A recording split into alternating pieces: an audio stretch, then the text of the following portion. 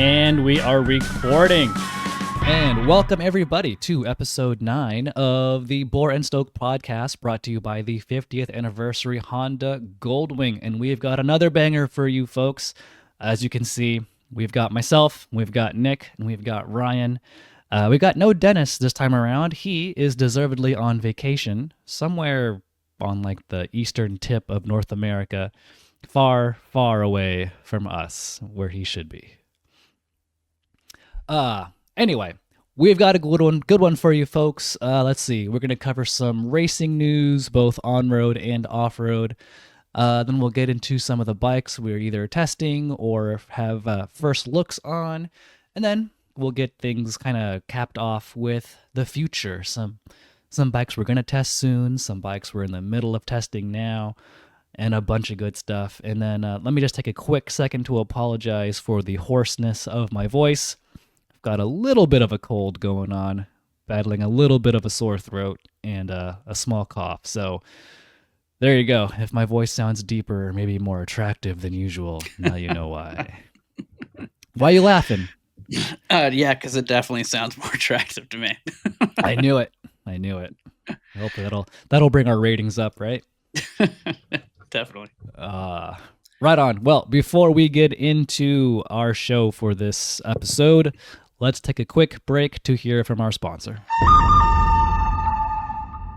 So get this. 50 years ago, Honda drops the Goldwing and totally rewrites the book on long-distance riding. And here we are, launching the Bore and Stoke podcast. Coincidence? Maybe. But we like to think great things start with bold moves, so maybe in 50 years we'll be celebrating our podcast anniversary, just like Honda is celebrating the Goldwings. Brought to you by Honda Power Sports, this episode is powered by the 50th anniversary Goldwing. If you're going to ride something legendary. So the guys, they're going to be bring the V4 for the first time to track with their test rider, and it's not the next race, right? It's the race after that. So we've got Barcelona. Correct. And then Misano. Yeah, I mean, obviously it's something that we've been expecting to see from Yamaha for quite a while, given the rest of the field and, you know, kind of how the Inline-Four has been working against them, not working quite as well as the V4s. It's interesting because I think they've also basically announced that they are halting their development of the current bike, which totally makes sense because they need to put all of their eggs into this V4 basket at this point. But yeah, I'm super curious how that's going to go. It's funny, right? Like they're the last holdout doing a V4. I don't know if it's like they're hanging on to the glory days of Rossi developing the Inline-Four engine or something like 20 plus years ago. But sometimes the Japanese aren't the most progressive in changing big things like that. Well, that's exactly why there's a European contingent taking over the GP program. Right. A lot of them. Yeah, go ahead, Nick.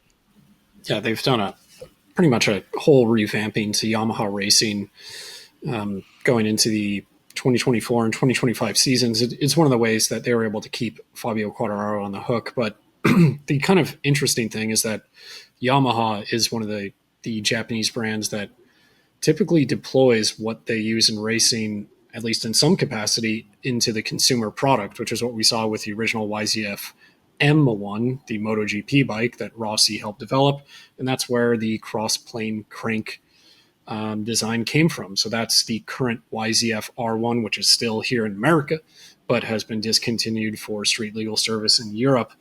And that's where we get that super awesome exhaust note, and as well as its power band, because it typically makes a little bit more low end and a lot more mid-range than your typical screamer firing order for Inline-Four engines. You know, despite the fact that the CP4 cross-plane Inline-Four cylinder engine is an Inline-Four, it makes good power delivery. So the appeal for me is not so much, you know, MotoGP racing is stuff that's unobtainium and we're never going to touch it. It's where we go from here in a handful of years, and do we get to finally see some V4s coming out of Yamaha, because it's been many moons. Certainly be keeping our fingers crossed for that, because obviously something all three of us would definitely love to see. But then again, it goes back to, well, if they've discontinued the R1 for for pretty much every market except the US, like what's the future of their big History displacement? repeats itself. Yeah, I suppose I'm crossing my fingers. Right. But I mean, yeah, it's interesting too reading all the riders, but Fabio's especially criticisms of the Inline-Four is that he can't use the rear end of the bike to help slow down or accelerate, whereas the V4s are much better at doing that. And I'm Right. like, I mean, I conceptually I get what he's talking about, but like I'm no MotoGP rider. I don't exactly know all that stuff, but Well, and it's just hard to wrap your head around. Like, wait, you can't use the rear for anything. But yeah, it's a completely different mindset in MotoGP, and especially again with the way these bikes are now, just even more and more F1 cars on two wheels. You know, they yeah. don't generally ride like a normal motorcycle. You have to ride them in a specific way, and certain brands in specific ways. But yeah, it's an interesting situation. Obviously, the tire choices through the years and where manufacturers are able to get the grip, when they're using the rear for a ton of grip, and then all of a sudden you've got one bike that just really can't make it work, it can be a big detriment. What's crazy too is they're doing all this knowing full well that they can't use pretty much most of this in 2027. All the rules change again in 2027, and so Yeah, it'll be interesting to see how they're able to kind of shoehorn what they've learned in developing this new V4 into the lower displacement once those rules kick in. Right. Yeah, that was sort of where I thought this was going, although Yamaha hasn't spoken one way or the other. And typically a Japanese manufacturer would never tease anything, which is why it makes this announcement sort of monumental, because it's not happening at a Japanese round. It's, Motegi is just around the corner in terms of scheduling, and they're doing it at the San Marino GP, aka Mazzano World Circuit. Marco Simoncelli, aka Mazzano, aka someplace in Italy. So it is interesting, do they keep running forward with the V4? Everything is, remains to be seen, but the idea of a 800 something cc V4 engine sounds pretty rad. I mean, imagine the MT10, which is a solid, fun bike, but as a V4. So right now it makes some pretty sweet noises, and then it'll continue making cooler noises. So sky's the limit. I'd make some pretty cool noises. Oh boy, we don't want to know about those noises. Riding that thing. We don't want to know. We don't want. Well, yeah, we'll see how that goes for them in Mazzano. But then stepping to the World Superbike end of the spectrum, an end of an era. I see what you did there. Yeah. Yeah. Johnny Rea, man. Johnny Rea is retiring. Kind of saw it coming. Of course. His time at Yamaha didn't exactly bear any fruit. At the same time, the competition has gotten a lot tougher. But it's hard to deny he's the greatest to do it. 6-time champ. He's won a bunch of races. He flat out dominated during his reign. And then even before... Yeah, 459 races in World Superbike. I mean, 6-time champion. Like it's pretty incredible. The stats there, and it's just like losing a Rossi, a Marquez. Someone who's really dominated a class for such a large chunk of time. It's a fond farewell, of course, but I have to believe that I think they were careful to say that he was retiring from racing full time. So maybe there'll be some fun wildcard things in there for him. Sure, I hope. Well, at the same time, it's not like wild cards have ever really done much except just like stroke the ego of whoever's doing it. Sometimes but Troy Bayliss won a race. Yeah, that is the one exception. But I remember. I mean, I feel like I'm dating myself now, but I remember like watching Johnny Ray come up on the scene, come up through like Super Sport and then into Superbike on that Honda. And I was like, that Honda is not doing so hot, but Johnny's pushing this thing beyond its limits and like doing amazing things on what is otherwise a crap bike. And like you just saw his potential was sky high, and then he gets on the Kawasaki and just destroys. Right. So yeah, I mean, it's a cool story to see. It's interesting in many ways, but also like you're so used to now seeing a European from like Spain or Italy win everything in motorcycle racing, and to see someone who's not Italian or Spanish be so dominant is kind of refreshing in a way. Yeah. So, World Superbike has always been kind to those hailing from the Isles, I suppose. You have Fogarty. There was Tom Sykes before Jonathan Ray, who actually they were on the same team while Ray went into his string of dominance. But he was an incredible racer, and I'm sure he's still going to be associated with a particular brand. Which one it is, I don't know, in some sort of testing capacity or at least an ambassadorship, because that would just be foolish not to use a guy like that, mainly because he's a very personable and normal dude. The one really cool thing about World Superbike as opposed to MotoGP is that you can get access to riders and interact with riders to a lot, a much more, we'll say, intimate degree.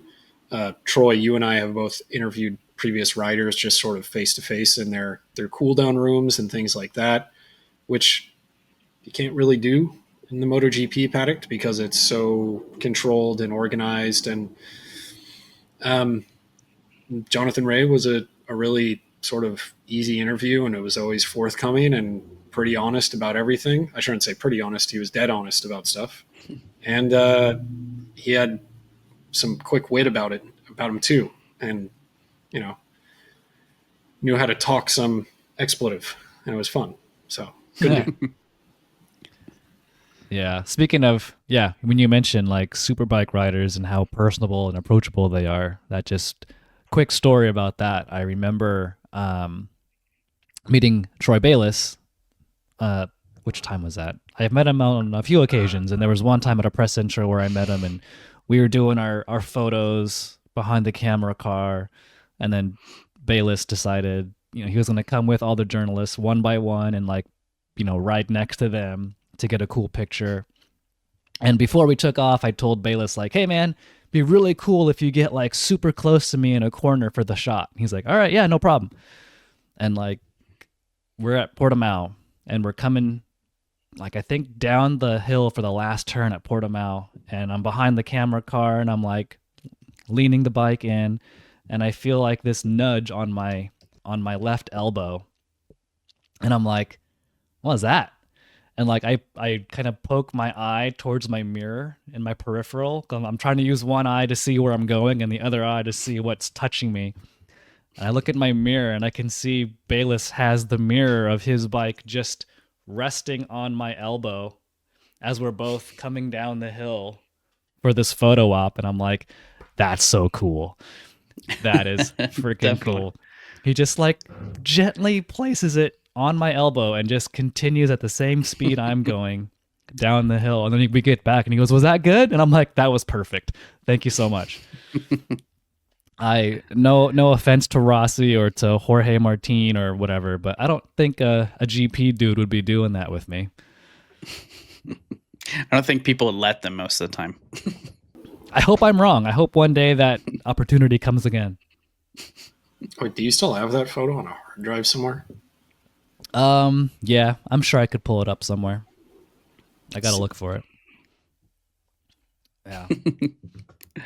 Right on. I mean, are there any mutterings as far as what you guys have heard about who's maybe going to take that seat? There was what's his face? Stefano Manzi, the R9 rider in Supersport. I think he's leading the championship in Supersport on an R9. I think he was gonna take the seat. I forget.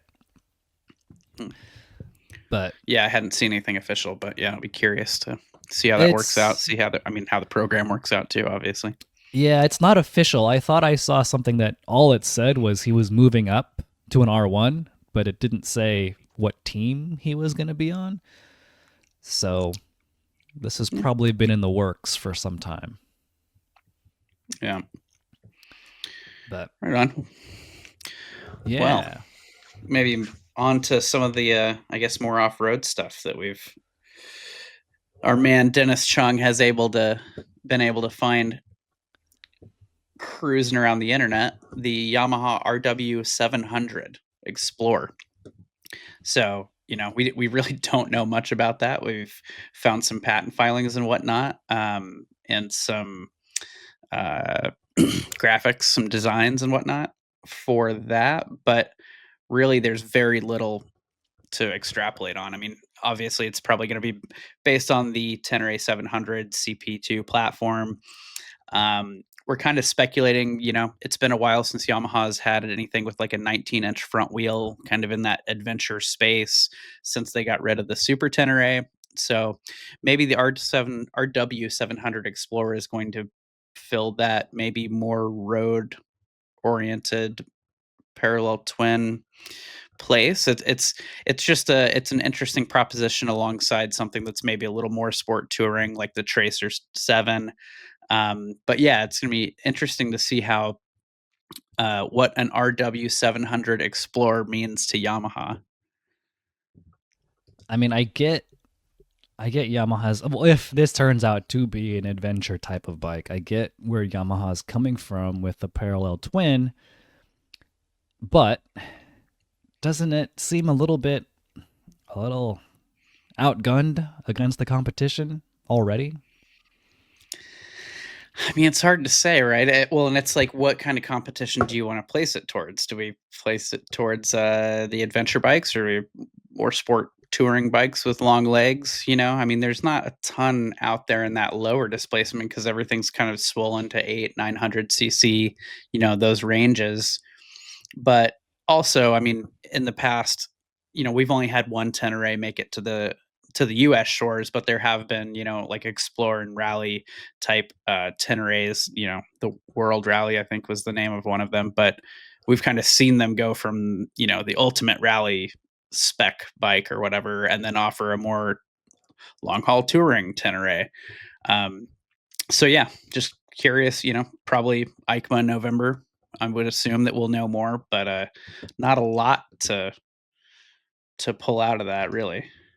Yeah, I mean, Dennis' sights in my mind went towards like the V-Strom 800, the F800, Triumph Tiger 900 GT as possible competitors in that space. And like, to me, it kind of seems like Yamaha's already behind the 8-ball.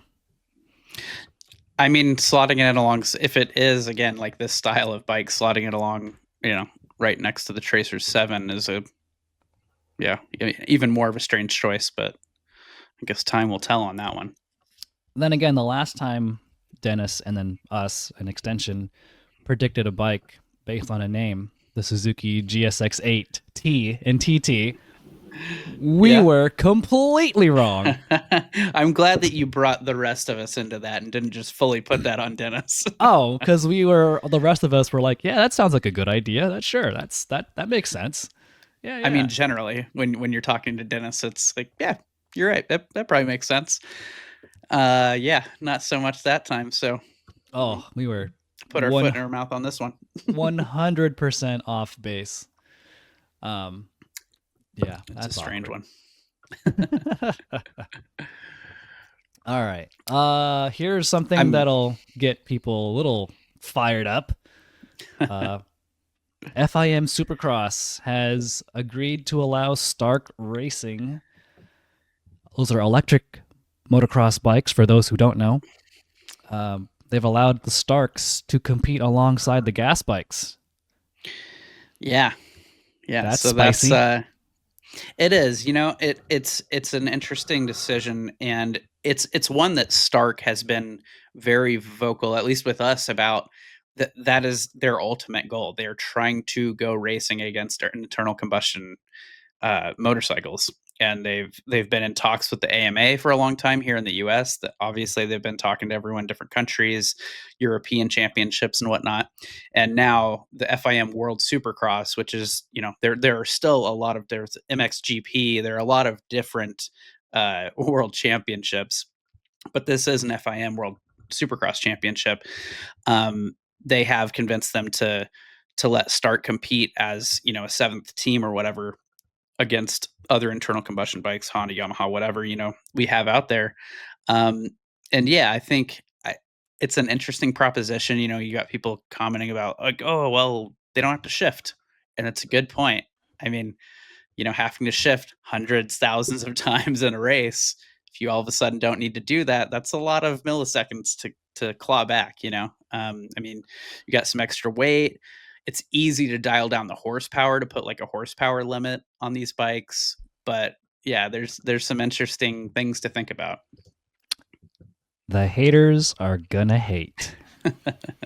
Yeah, I mean, one way to look at it is it's going to allow Stark users to go straight from the motorcycle track or the MX track, and then obviously they're going to go to Whole Foods to get, their matcha and things like that, and then they can charge the Starks in the Tesla supercharger. So we're talking about a very specific demographic that's going to really flip the world of motocross on its head. So, what I'm picturing here is like kind of the Ricky Bobby situation where what's his name's character comes in and he's sponsored by Perrier. That's what we're doing. I hope that you're 100% right because they can make a movie about it. Yeah. Correct. Yeah. No, I mean, but to Nick's point, I mean, even, writing and reviewing the EX model, which is the plated kind of enduro model, that is still the mindset of, some comments, whether they be on the site or YouTube or just general conversations with people. There is that they tie the like stereotypical, Prius or Tesla vibe also to now this electric motocross bike that can be totally gnarly. And again, just because you put an electric bike in the motocross paddock doesn't mean it's going to change the general vibe. All you got to do is look at the comments to see how that's going down. Not to bring up the comments right now because that's always a Pandora's box of fun. But speaking of comments, leave a comment on this podcast. Let us know how we're doing. Bada bing. But no, having an electric go up against gas is, if you've heard of, what's it called? Like the Arena Cross series of, it's like rally cars, but inside of an arena sort of deal. And there's a category where I think it's like the second tier down from the top class.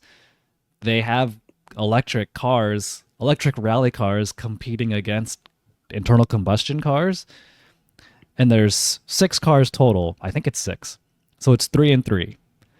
And like, by no means is it a given that the electric is going to like walk away. It is very even as far as the racing goes. And especially when you throw in dirt, like you never know what's going to happen. You could make a mistake and that's it for you, no matter what bike you're on. So, well, and also like, I mean, Troy, you have experience racing electric bikes against internal combustion bikes. I do. Yes. And not in the dirt. Not in the dirt. I loved it. I mean, it was yes, not having to shift was definitely a advantage. And so I never missed a shift, which was always nice. But it also allowed me to like refocus my racecraft, rethink about my racecraft in ways I never thought about before. Primarily, it was that element of surprise. I mean, the bikes make noise. It's not the same kind of noise, but they make noise.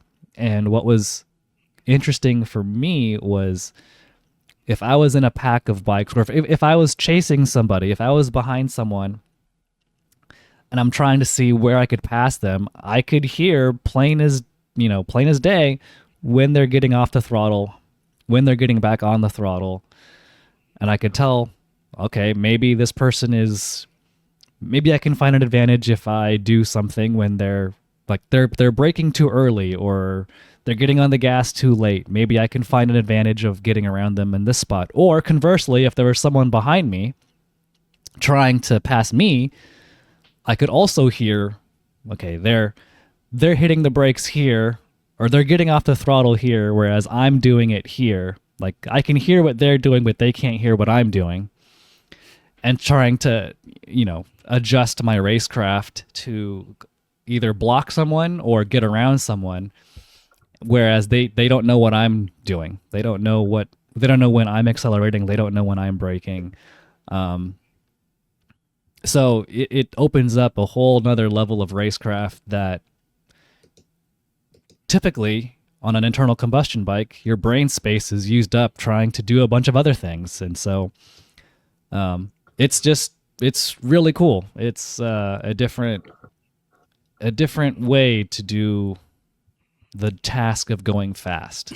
So Well, yeah, I mean, and that's cool because like those are some things that I didn't even think about, but like also it that kind of, I mean, how you kind of like brought that all together with like it allows your brain to kind of reset or just like calm down and think about things in a different way. That, I mean, that's basically how I felt riding the EX and kind of pushing my boundaries when I'm jet lagged and on this bike that feels completely weird, that I've got a rear brake on my left lever. There was a lot of changes going on, but I did feel like I had more like mental bandwidth to adjust those changes and then exploit them. So good points for sure. Were you going to say something, Nick? Yeah, it's an interesting thing, and the racing advantages and disadvantages that come from ICE versus electric are definitely worth talking about as well. What sticks in my mind, especially in an off-road setting, is the mechanical advantages and disadvantages, mainly dealing with batteries that are going to be more susceptible to heat and generating heat because you're in a low grip environment. So Troy, you can speak to that, thinking about your days with the light fighter, but I do remember there were a couple races where I think you got the bike to go into limp mode because you were just on like the last couple percentage of battery. There's an ICE equivalent to that. You're just running out of fuel. The difference is you don't lose performance at a sort of a gradual level as you start draining the battery in the same way that you drain a fuel tank. The bike will just stop on an ICE bike if it's out of fuel, versus an EV, you start losing that performance.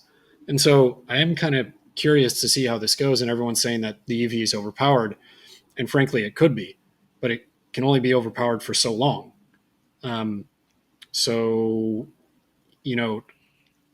are they evenly matched? I don't know. I mean, there's so many things that go into racing a 450 Supercross, or racing a 450 in Supercross, that it's a bit of a moot point for me. And for me, I'm just kind of like, yeah, just let them duke it out, and it's either going to work or it's not. And go experiment. but like the issue of power, they have way more power than the ice bikes. Well, like, sure, of course they do, but that power is no good if you can't actually put it to the ground. Yeah, Totally. It's just like flat track. They could make a super powerful engine, but you've got a 70 horsepower tire. So yeah. And just like the way the engine pulses get to the ground through the rear wheel, there is a lot to unpack there. It's that's, I mean, yeah, a lot of reasons for single cylinder bikes and off-road, and parallel twins are great for adventure bikes. They do make traction well when it comes to riding off-road. Kind of at the end of the day, there's a lot of arguments as to why this might shake out pretty evenly, because yes, you don't shift on one, the other one makes power differently, it creates traction differently, et cetera, et cetera. There's, that always the talk of the two-wheeled compromise that we always go through, whether it's, choosing this or that. And yeah, as we sort of look at the horizon of EVs coming into the world, whether that happens in our lifetimes or not. Personally, still waiting for flying cars and nuclear powered everything. Didn't happen. Jetsons lied to us. That's right. We were promised a lot. Yeah. And don't even have sneakers that lace up automatically. Just meh. They they have laces that you don't even need to lace up anymore. So come on. Well, that's just called Yeah, Velcro. but they don't like.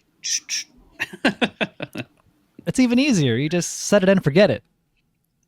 Anyway. Well, yeah. I mean, it'll be interesting to see how that shakes out. And I mean, definitely, it's going to be an experiment. So we'll see how it works out. But bringing the racing back to the track and back to MotoGP And more is controversy. America.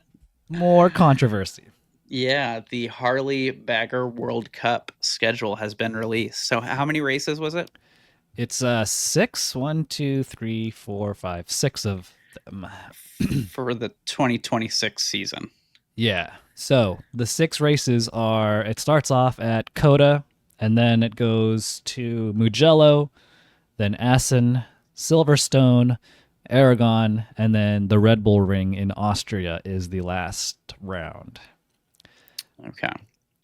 And these are all Harleys. We're not talking about the Yeah. Bagger Racing Championship that we have here in the U.S. This is we kind of touched on it when it was announced, but these are all, it's a spec series. yeah, which is kind of a bummer. I would have preferred to see Indian and maybe even other bikes, but at least one other bike or manufacturer invited along to have some sort of rivalry there. But maybe that's just year 1. Year 2, they might change it up. But See how much money Harley's willing to keep pumping into it. I mean, from people I've talked to in the Moto America paddock, they've been like, say whatever you want, but the Baggers have brought people to our events. And you can't really deny that. Yeah, the biggest concern is that the European mind can simply, it cannot comprehend the racing bagger. And once again, we will have to show our pure dominance. Troy and I are some of the precious few that have ridden both a factory Harley and a factory Indian race bagger. And let me tell you, it's not the first time you've mentioned that on here. No, I'm going to keep doing it again and again. And it's excuse me while I drive to the bathroom because we Americans, have to take our vehicles everywhere. But in all seriousness, it's an interesting thing because you're putting up what is essentially a MotoGP equivalent in bagger form to standing next to a MotoGP bike. And they're impressive in completely different ways. I would say the bagger is impressive mainly because of the gall of actually converting something like that for racing. And then beyond that, the fact that it can run modern super sport times. And so you're talking about a 600 plus pound vehicle that can run as fast as, how heavy are super sport machines when they're in full race trim now? They're under 400 pounds. They're like 375 or something like that. Yeah, 3-ish. So pretty darn good weight, all things considered. And I would guesstimate that they're about double the size too. They are tall and long and everything else. And it's pretty crazy. And to see those things at European racetracks is going to be interesting. So we'll see how that shakes out and how the response is to it. But it would be kind of funny to see a few more GP level riders sort of go into their twilight years thinking, allora, maybe I ride the race bagger. I don't know. Maybe go to Eureka, put on some weight finally, of course, and then ride the race bagger. We can only hope. That's perfect. I mean, if you look at the schedule again, all 6 of those tracks, are high speed circuits. Like Coda, we all know Coda is super long and big and has that giant straightaway. Mugello, say no more, big, long straightaway, fast flowing track. Assen, same thing, super fast circuit. Silverstone, another one. Aragon, another one. Red Bull Ring. All these places are just fast. None of these places really test. This Hungary track they just went to last weekend that was just super tight and twisty. That's not on the calendar, and that certainly isn't a coincidence. So it's all of these circuits, all 6 of them are perfect showcases just to show like American muscle. Raw. You're welcome, world. Yeah, that's right. So we have no idea who's going to ride the bikes. None of the teams, none of the riders have been announced yet. I think we could all agree it'd be rad if Rossi hopped on one of them just to, for S&Gs. Maybe Johnny Ray will find a new career racing baggers. Oh, I'm loving this. Yeah.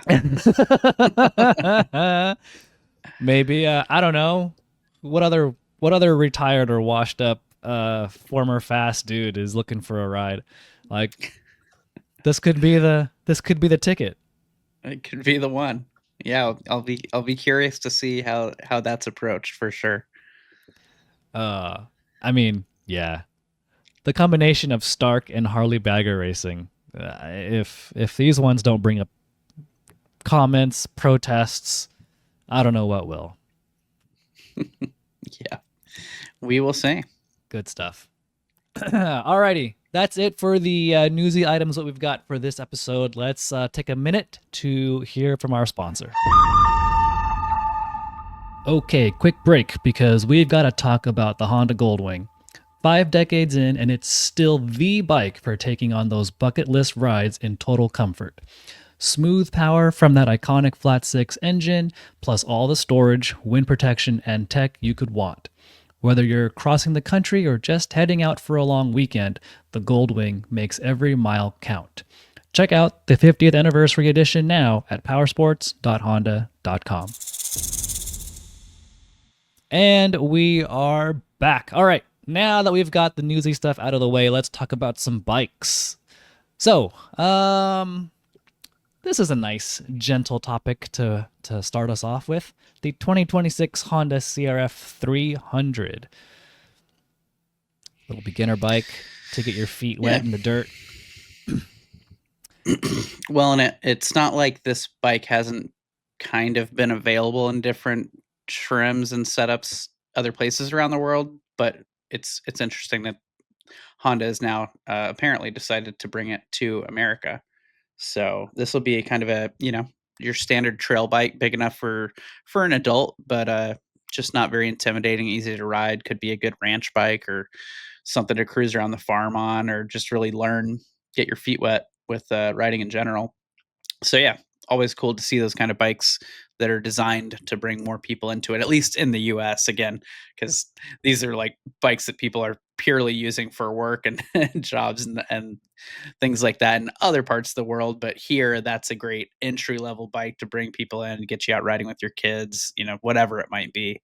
Yeah, always good to see that. And the other bikes that we've seen are also have 6-speed gearboxes. So, it'll have the legs to kind of scoot around. So that's cool. Yeah. I mean, not a whole lot left to say about that, I don't think. It's just a good... No, I mean... It seems to me like it's... teaser. Yeah, it looks like it's Honda is just consolidating maybe its global product portfolio and just bringing that model here and maybe phasing out, if not already phased out, the smaller ones. Right. So, well, from a learner bike to something more, for something a little higher class for the more experienced riders, Husqvarna and Gas have both unveiled some, if not all, of their 2026 models. Yeah. There's some interesting facts there. Go on. Well, I mean, one thing that Dennis pointed out while we were going through, and well, let me back up, I guess. KTM, Husqvarna, Gas staggered their press releases for their off-road line or dual sport line or enduro lines like every other day. So when you get the orange, white, red press releases start to flow, you've just got all of this news that's just this waterfall of news from Pure Mobility. But one thing that Dennis noticed when we were checking out the Husqvarna, the first Husqvarna off-road models that were announced, was that the images were the exact same images from last year's press release with the new graphics added to the 2026 bikes. Wait, didn't he say they were the 2024 press images? You might be right. Yeah, I thought he said I think that. you might be right. Yeah. Yeah. So, so that's interesting. And then delving a little deeper with like gas, for example, they've really pared down their off-road lineup, and that includes motocross, enduro, and cross country. But within those three categories for gas, they've dropped like 11 different models. So they're really kind of consolidating, and it's not a bad thing. I mean, there was a lot of models listed. That's a lot of different options and bikes that need to be made and have everything that you need to manufacture all those different things. So it makes sense, but 11 bikes off of just those three categories is quite a bit. So cool new stuff. BNGs, as we like to say, bold new graphics that have been added in Photoshop. But that's kind of, I think, the more interesting part about the Husqvarna gas off-road lineup. And I mean, honestly, even kind of the 500s and stuff that they've released more recently, it's kind of the same deal. It's almost as if they shouldn't have put out a press release and just quietly put the bikes in dealerships until they had something worthy of making a press release about. I mean, that's definitely not the group's mentality. I mean, even through all the turmoil and the hardships that they've been working through, they've still been hitting us with a press release about exactly where they're at. We're still not doing anything, but next week, as long as this court case goes well, we'll be back to thinking about starting production again. They've not been shy about making sure everyone knows about this. So, doing something like this isn't terribly surprising either. Yeah.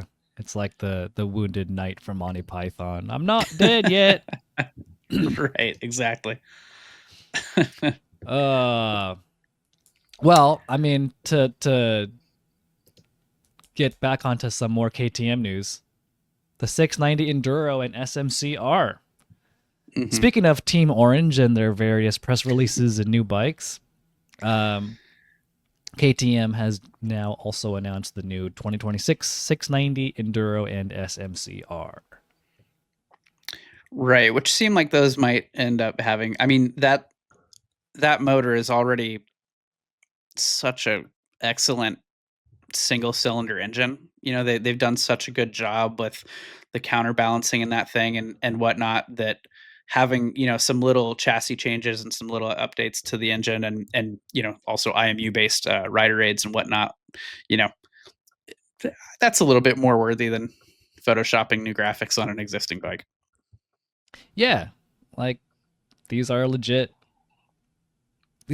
bikes, and now they're not complete overhauls, but it seems like enough little changes to make them maybe a tiny bit more desirable than before.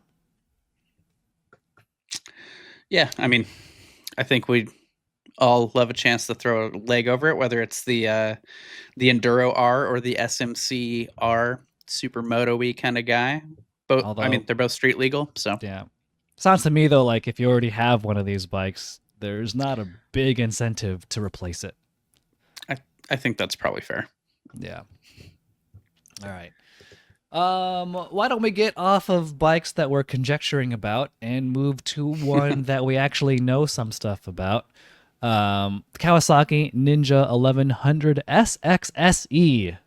That's a lot of letters and things. Nick, you've spent a bit of time with that Ninja 1100. Fill us in. What do you think about it? Highs, lows? Yeah, overall so impressions? That's a super solid bike. And going back to the original, which I think, if I'm getting my years right, came out in 2011. And its sort of donor motor was from the Z1000 bike at the time. So it wasn't something that was true super sport ninja based off of the ZX10 or anything like that. Really had an engine that was more low to mid-range focused, within context of an Inline-Four, things like that. Fast forward a number of years later, and with the 2025 version, it is now called the Ninja 1100 instead of the Ninja 1000 because it's grown in displacement. So it's gone up to 10.9cc, and really they just increased the stroke length and gave it a little bit more oomph on the low to mid-range power band. Now, they did sacrifice some peak horsepower, but when you really talk about that classic two-wheeled compromise that we've mentioned a million times in the past, that's something that I see as fair trade, because realistically, for a bike in this class and riding around touring, sport touring, commuting, are you really banging off the rev limiter and trying to extract peak horsepower? No. You're really trying to find a good rhythm and something that's going to have a lot of promising torque that you can sink your teeth into, which is exactly what this thing offers. It's just a very solid power plant to do pretty much everything road going. And on the dyno, it made 124.6 horsepower and 77 foot-pounds of torque. When you apply those numbers to the other performance numbers that we measured, which is 527 pounds with the bags installed. Let me double check that. Yes. 527 pounds, fully fueled, bags installed. You go, okay, 120 horsepower-ish, give or take, or exactly in this case, 124. Is that too much? Is it not enough? A lot of people are going to sort of incorrectly assume it's not enough. But Troy, you wrote it on the dyno.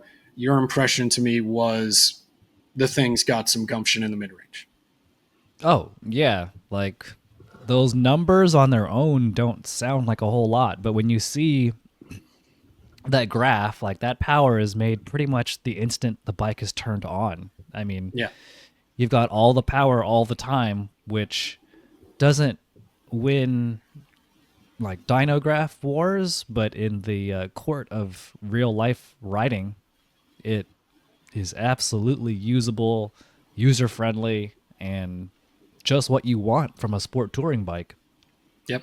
Yeah. Well, so, I mean, just to elaborate on that a little bit too, like I actually got to ride this bike in Europe, and I mean, totally echo the same sentiment. The strength of the mid range is awesome. It's always got that torque anywhere, whether you're pulling from a stop, cruising around a corner, diving into a hairpin. It's so nice to have that broad torque curve. And if you check out the story on Motorcycle.com, you can see the dynograph, and that dynograph is pretty much perfect. Again, like Troy said, these aren't the biggest numbers you'll see, but it's like when you're sitting on the bike and you're actually using it, that mid-range is just stellar and the torque is awesome. And from having ridden the Versus 1100, which is the same engine, it does feel better placed in the Ninja. The Versus still feels like a big bike, still feels a little noodly in its chassis once you're really pushing it. But from my experience, that was somewhat limited, but I did have a decent chunk of time on this Ninja. I was blown away how much better how much more I liked it in the Ninja than the Versus. Yeah, it's just a different platform. So ordering chicken or steak, really, it's just what your use case is and what you want to get out of it. And the thing that's always stuck with me about the Ninja, even going back to that 2011 bike, is it's just a super solid sport tour. And it's not really leaning towards that tour end of the spectrum where you could say that about some of the BMW RS bikes, the Honda NT1100, things of that nature. The Kawasaki really is a very sporty motorcycle. It wants to hustle around canyons. Yes, it is a 500 plus pound motorcycle. So can you say it is a true super sport grade Ninja in the corners? No, that's like an unrealistic expectation. But the SE version does come with an upgraded all-in shock, handy-dandy remote reservoir. Not remote adjuster, not remote reservoir. That's kind of the same thing. But it is sort of the chassis as we know it, dating back for a while. It also comes with some Brembo M4.32 calipers as upgraded per the 6E model, and steel-braided brake lines and things like that. But it's just a solid, simple motorcycle in a class of motorcycle that is becoming one, incredibly expensive, and two, incredibly complicated. So we still have conventional suspension, not semi-active.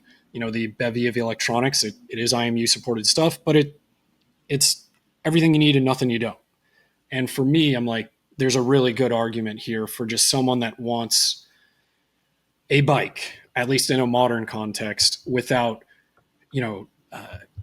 adaptive cruise control or radar assisted cruise control, this, that, blah, blah, blah. And it's just, this somehow feels back to basics, despite the fact that it's not actually a basic motorcycle. It's just in relation to the rest of the market. Well, yeah, I mean, and kind of like, keeping it kind of back to basics, or just the price point is also pretty freaking solid. I mean, I will throw out the one side that I think is a big sticking point in the sport touring category is that the bike does not come with the side cases. The nicely color matched side cases don't come with it. But what, 13.7? Yeah, so base price is in that 13,000-ish range, and that's for the standard SX model. The upspec SE, that's going to set you back base price again, $15,399. All told, with the color and key match 28-liter panniers, as shown in our review on Motorcycle.com, you're looking at a as-tested price of $16,528. And the price, I'm a little bit of two minds, because I do remember when this bike was, significantly cheaper than it is now. But in a current marketplace where $30,000 luxury sport tours exist, 16 G's ain't bad when it's all said and done. So I'm kind of like, yeah, relatively, but you get a lot of bike for the money. And I'm like, this thing's just good.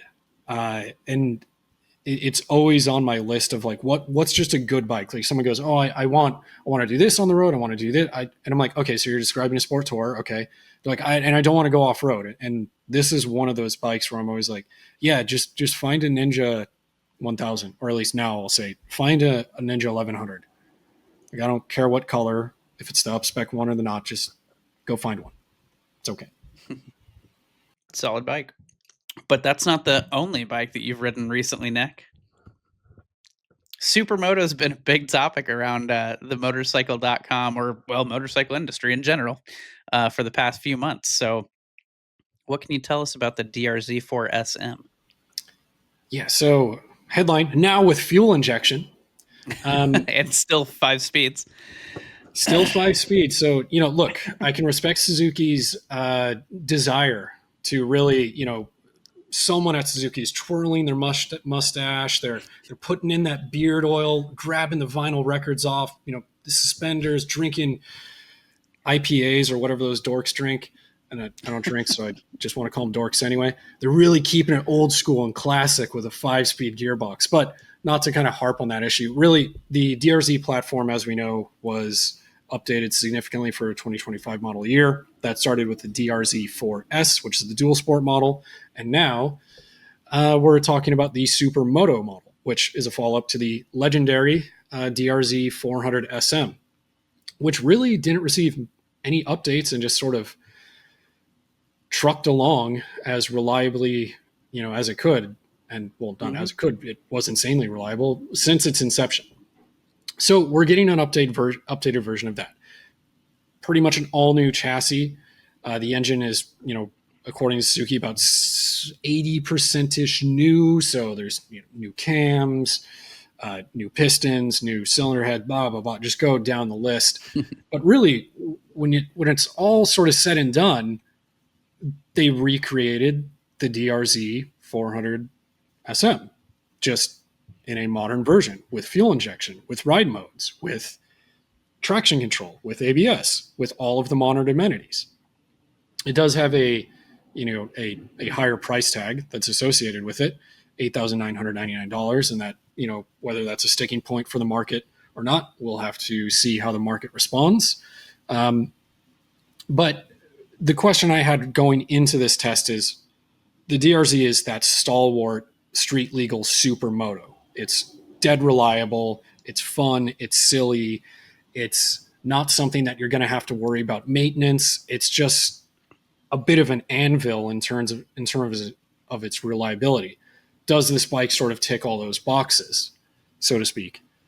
And yeah, I walked away going like, yeah, this is what we've always wanted out of that bike with fuel injection. Also, it has a 5-speed gearbox, and that kind of is not the best. Unless, it does the gearbox let you down if you're in a tight canyon road? No. On a kart track? No. It's getting between those areas where the lack of a 6th gear, it's really going to fall short. And then you can compound that with a very, very firm seat. So personally, yes, I wish they had really taken that extra step and with that updated engine added a 6 cog, because to me, from where I sit, a non-engineer's perspective, come on. But yeah, overall, is it fun? Yeah, it's great.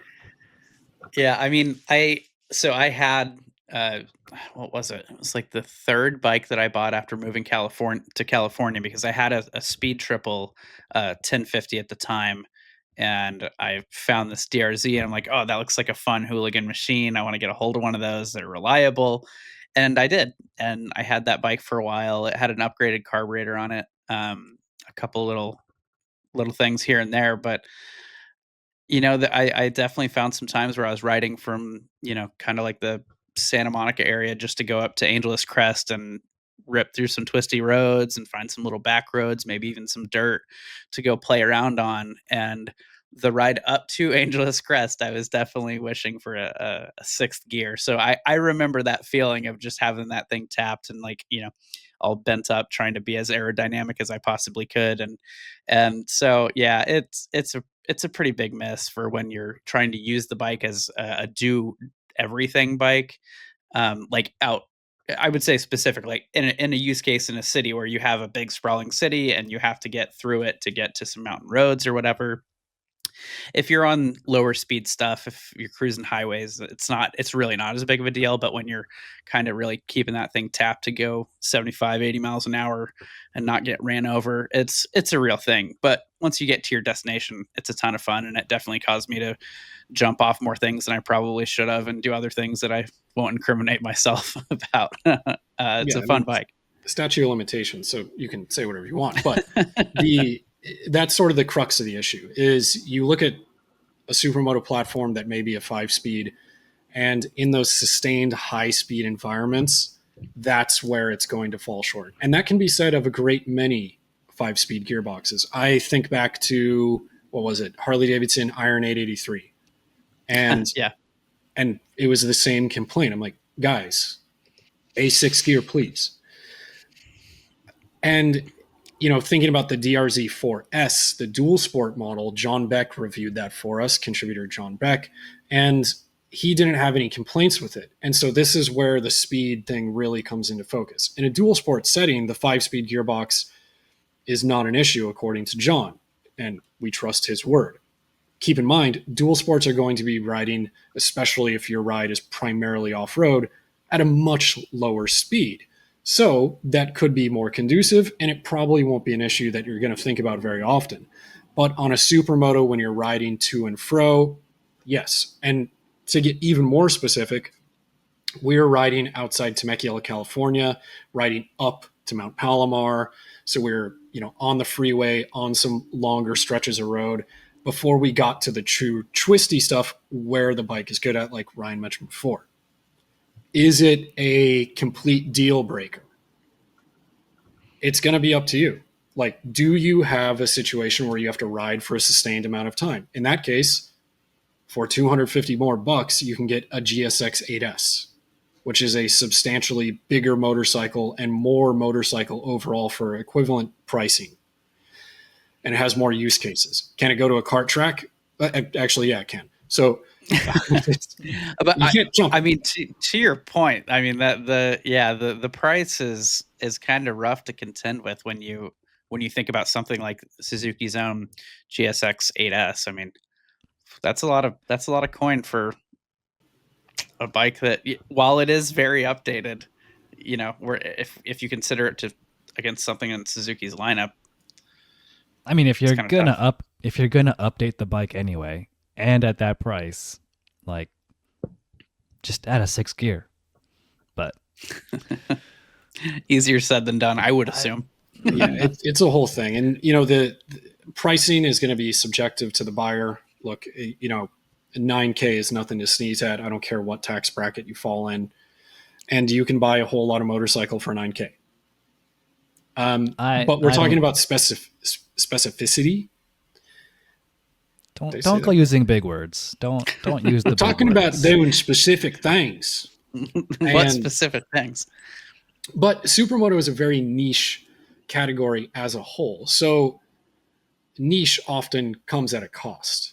And when we look at that landscape, we're talking about the 690 SMCR, the Ducati Hypermotard 698, things of that nature. 390 SMC makes a pretty good argument. Yeah, that's the only one that when you and the DRZ400SM and the 390 SMCR are direct competitors. The KTM 390 SMCR is significantly cheaper. Everything else, that up spec supermoto stuff, you're paying a lot of money for what essentially is a single cylinder thing. The Ducati is, let me just pull up that MSRP right quick. You can spend We're a lot talking of money about a on these kind of 14K bikes. bike. So yeah, just depends on what you want. Yeah.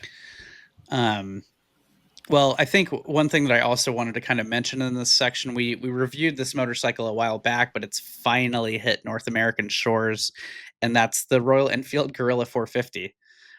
We've got a full review on that. It's based on the revamped Himalayan that came out. You've got the 450 engine, quite a bit of really, it's a ground up redesign from what the Himalayan was, and kind of what the Scram was has now developed into the Guerrilla 450, which is now kind of a modern urban scrambler, neutral standard bike kind of thing. It's just a good runabout bike. But what I was bummed to see is they had all of these awesome colors at the global press intro, and they only brought three. They brought three good colors but there are some good ones that at least one good one that they left out. So we're only getting three colors here in the US. But they also finally announced the MSRP, because we rode this bike like over a year ago and have been waiting to see what the MSRP was going to be in North America. They finally released it, and it's going to go for $5,300. So another good, well-priced motorcycle. Again, I'd suggest, definitely go read the review on Motorcycle.com for all of the information about that. But just wanted to drop that some of those big figures, including MSRP, an important point into this conversation as we kind of wrap up the bikes that we've been looking at and riding recently and whatnot. But then before we jump out of here, we do have quite a bit on the docket. Everyone's been very busy doing a lot of testing, riding, just a little bit of everything. So we've definitely got one that's about out of the hopper. But we've got a few other things, single bike tests, comparisons. We've got a lot going on, Troy. You done with that yet? Yeah, all I gotta do is write it. Yeah. What are you doing here? Well, so Nick brought up the Suzuki GSX S8 or 8S, whatever that thing is called. And Pronounced Jixatus. Jixatus sounds like a disease, but that is one bike we are testing. We are in the middle of testing that bike against the Yamaha MT-07, the updated 25, 26, whatever. 25. The newly 25, yeah, the newly updated Yamaha MT-07, and then the new Honda CB750 Hornet. Yeah, the middleweight naked bike class is is super popular, and these are three, or at least the Yamaha and the Suzuki are three really top-selling bikes for their individual brands, and Honda wants in on the action, and so we thought it fit to throw a party and test all three bikes. And so we have wrapped up our testing. I'm in the middle of typing out words about all three bikes and creating a cohesive story for y'all to read. And yeah, it's in some ways it was as we expected. In other ways, not so much. But if you're in the market for one of these middleweight naked bikes, good luck, because there's a lot of good options to choose from. Yeah, I mean, and it was illuminating getting to ride everything back to back. I mean, that's why we do these comparisons, because not everyone is in a position to be able to do that. So it was cool to get, I mean, there were things that I noticed where I was just very happy with X, Y, and Z of a certain bike. And then the moment we start testing together and we're swapping bikes, chatting and whatnot, then it's like, oh, well, in a vacuum, that bike was good at X, Y, Z, but comparatively to, whatever other bikes, there is some to talk about. So, I mean, obviously we don't want to get too into what we got going on here, because that one's nearly close to publishing. But yeah, it's a super exciting test, and for anyone considering a bike in that category, I'd definitely suggest checking it out. Yeah, it's we said that a lot too. In a vacuum, the so and so is great. Right. But then, well, I guess other comparisons. We've got some single bike tests going on, but some other comparisons we've got going on. We also talked about the DRZ4S a little bit. So we've got the DRZ4S that we slapped some good knobby Dunlop tires on alongside the CRF 450 RL. So we're going to be doing a little Japanese dual sport comparison, heading up to the mountains to do that. So curious to see how that one shakes out. And then, of course, we can't leave out, since we're already in the dirt, jumping into a 3-bike lightweight adventure bike comparison that's a little bit farther out right now, but we're going to be doing a bunch of testing around there, having some people come in, get us some different opinions. And yeah, I think that one's going to be probably pretty illuminating too. And I'm really looking forward. I mean, just like this naked bike test that we're wrapping up, I'm really looking forward to actually riding those bikes back to back. So some cool comparison shootouts that we've got going on, but that's not it. I mean, Troy and Nick, you guys both have single bike tests that you're working on. I've got a Yamaha Tenere 700 that I got to do something with. What do you guys got? Nick, I'll let you go first to let my baritone voice recover. I've been working on a 2025 Honda CBR 1000 RR-R Fireblade SP story. Oh, damn. Honda is giving Suzuki a run for its money in terms of alphabet soup naming conventions. We'll see who wins that battle. But yeah, just, Honda updated its premier flagship, Superbike last year. It finally came to the United States. Has a ton of different updates, and we are getting to dive into it. It's already been to the dyno, it's been to the racetrack, it's been on the street a touch. It's going to need a couple more photos and things like that, but that will be up on the website soon enough. Yeah, and to keep things on the sport bike kick, I've got the CF Moto 675 SS. Not too many people know much about these bikes, but CF Moto, if you haven't been paying attention, CF Moto is coming on strong in a lot of markets, including the U.S. market. For $8,000, you get a 675cc 3-cylinder sport bike that looks pretty darn cool. It's got the tech you would expect from a bike costing more than this. I did get a chance to ride it around very briefly recently. Not a whole lot of time, but I did put it on the dyno. And okay, so some ups and some downs. The fueling is pretty wonky. I will get that out of the way right now. It seems like my unintelligible brain would think an ECU flash could smooth a lot of that fueling stuff out, but it does seem kind of wonky, at least a little bit down low in the fueling. But the sport bike riding position is not super aggressive. The sound it makes is pretty darn cool. It comes with a quick shifter, only upshift, not downshift. It has this cool display. It's a TFT display. It's really cool, but it's we're used to seeing tire pressure monitors on cars and bikes these days.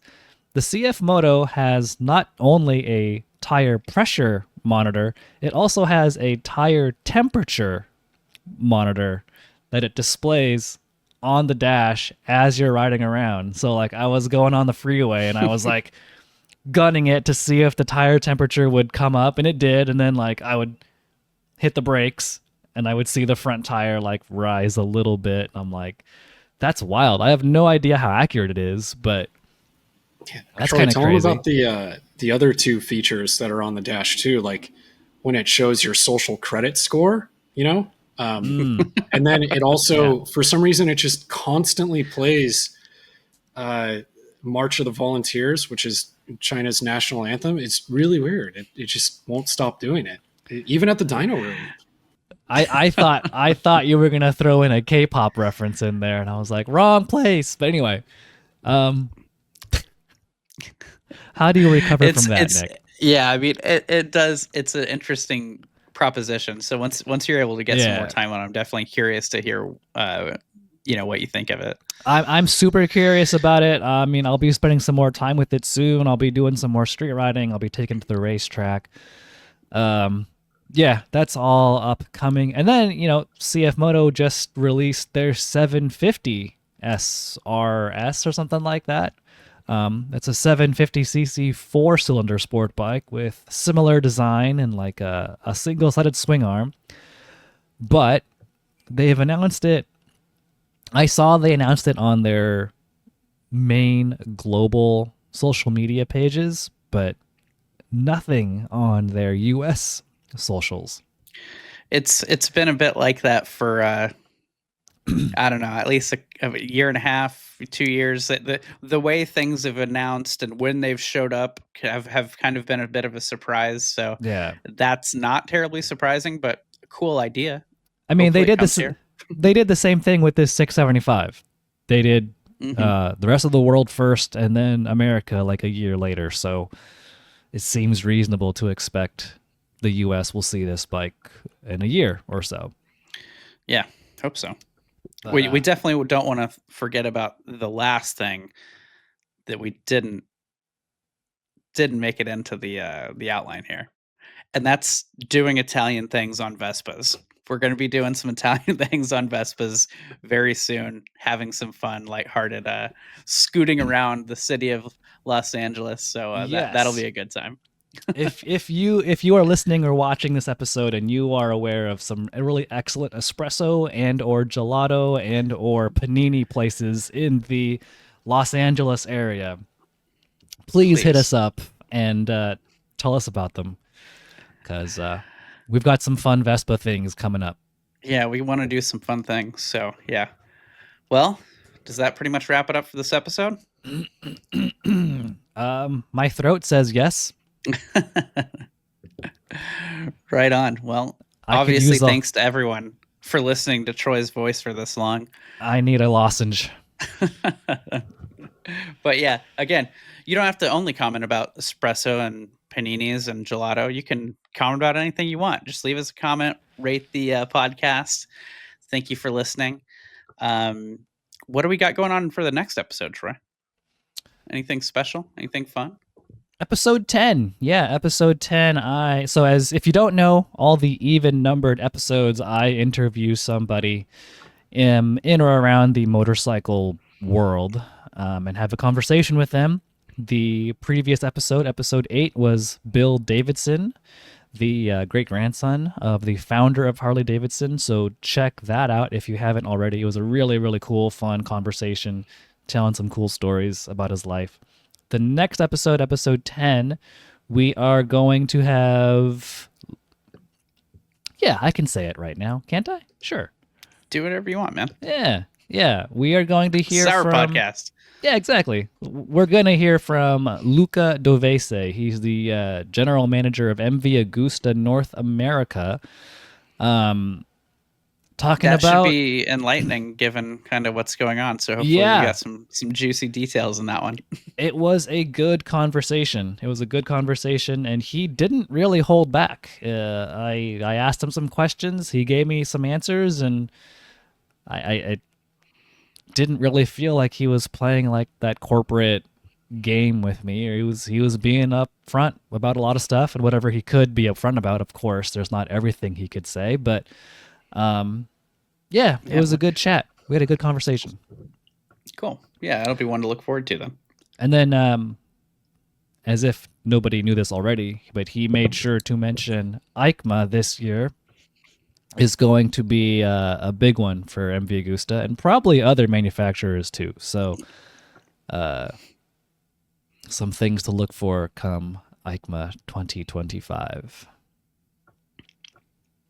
And then between now and probably episode 11, we're going to be on some press intros and other things too. So there will be plenty to talk about. Plenty. Right on. Right on. You want to take us out so let my voice recover? I think you're good for the last couple minutes. Fine. All right. Well, Ryan already mentioned it, but before we get out of here, thank you all for listening to watching, however you're consuming this podcast. Take a minute, if you will, to leave us a rating on Spotify or Apple Music or a comment on YouTube. All those things help us out, even if they're bad. Maybe not. I don't know. But stay tuned for episode 10. Be sure to catch all the previous ones if you haven't already. And that'll do it from the three of us. We'll have Dennis back on the next one. And thanks everyone for tuning in. And as always, ride safe. We'll see you later. And one final shout out to the 50th anniversary Honda Goldwing. Thank you for helping us bring the Bore and Stoke podcast to your guys' ears. All right, everyone. See you later. That's it for this episode of Bore and Stoke, brought to you by Honda Powersports and the 50th anniversary Goldwing. Can you believe it? That's 5 decades of chasing horizons, collecting stories, and setting the bar for comfort and performance. So whether you're thinking about big miles or just big weekends, if you're gonna ride something legendary. Discover the 50th anniversary Goldwing today at powersports.honda.com.